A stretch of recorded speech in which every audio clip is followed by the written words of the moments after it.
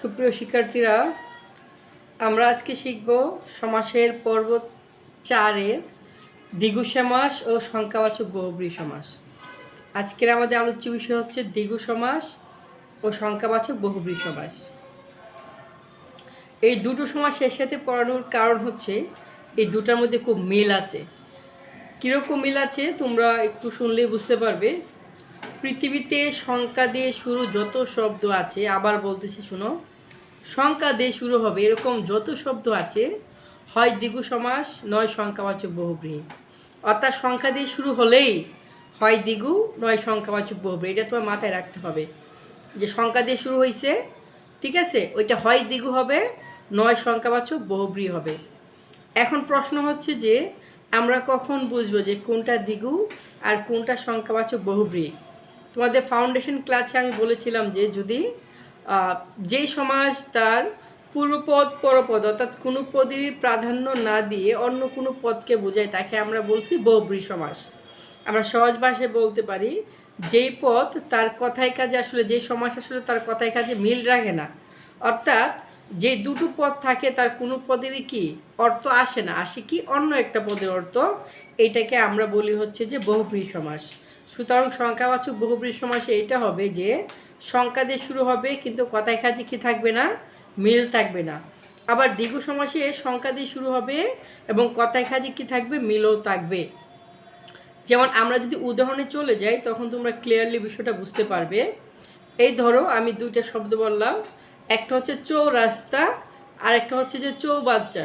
দেখো এক কাছাকাছি কিন্তু দুটো শব্দ একই রকম, চৌরাস্তা আর চৌবাচ্চা।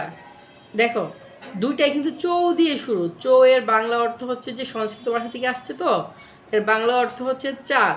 তাহলে প্রথমটা যদি আমি অর্থ বের করি, চৌরাস্তা, অর্থাৎ এটার দ্বারা চৌ মানে চার, রাস্তা মানে রাস্তা, চারটা রাস্তাকে বোঝায়। আচ্ছা তোমরাই বলো, চৌরাস্তা কি চার রাস্তা মিলনস্থলকে বোঝায় না? তার মানে এটা কি আছে, কথায় কাজে কি আছে, মিল আছে। অর্থাৎ চৌরাস্তা বলতে চারটা রাস্তাকে বুঝি। যেহেতু কথায় কাজে মিল আছে অতএব আমরা এটাকে কি বলবো, দ্বিগু সমাস। একই রকম শব্দ দেখো আছে চৌবাচ্চা। চৌ মানে চার, বাচ্চা মানে বাচ্চা, তো চারটা বাচ্চাকে বোঝাচ্ছে না। চৌবাচ্চা কিন্তু চারটা বাচ্চাকে বোঝাচ্ছে না, কাকে বোঝাচ্ছে, পানির ট্যাঙ্কে। অর্থাৎ এটা কথায় কাজে কি নেই, মিল নেই। দ্বিগু সমাসে আমরা বলতে পারি শতাব্দী। শত মানে 100, অব্দ মানে বছর, দুটাকে একসাথে কি হয়, 100 বছর। আচ্ছা শতাব্দী কি 100 বছরে হয় না? হয়। তার মানে এটা কথায় কাজে মিল আছে, অতএব এইটা হবে আমাদের দ্বিগু সমাস।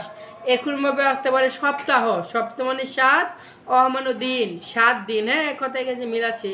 কিন্তু আবার বহুব্রীহিতে যদি চলে যায় তখন আমরা দেখতে পাবো, আমি বললাম দুনলা। দুনলা মানে দুইটা নল না, দুনলা বলতে কি বোঝায়, বন্দুক। বললাম সেতার, সে মানে তিন, তিনটা তারকে বোঝায় না, কাকে বোঝায়, সেটার হচ্ছে একটা বাদ্যযন্ত্র। অর্থাৎ এটা কথায় কাজে কি নেই, মিল নেই।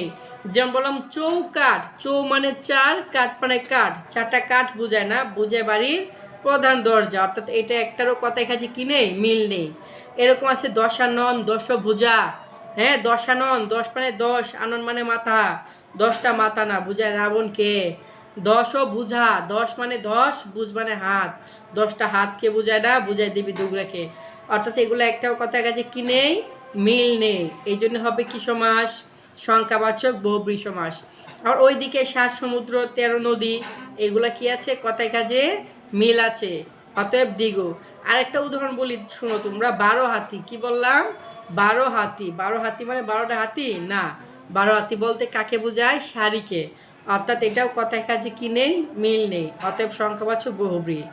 অতএব আমরা এটা বুঝতে পারি যে যদি সংখ্যা দিয়ে শুরু হয় এবং কথায় কাজে মিল থাকে তাহলে কি সমাস, দ্বিগু সমাস। আর সংখ্যা দিয়ে শুরু হওয়া সত্ত্বেও কথায় কাজে যদি একটু মিল না থাকে তাহলে এটা হবে সংখ্যাবাচক বহুব্রীহি সমাস। তোমাদের নবম দশম শ্রেণী যে উদাহরণগুলো আছে তোমরা মিলিয়ে দেখতে পারো, সবগুলো মিলে যাবে।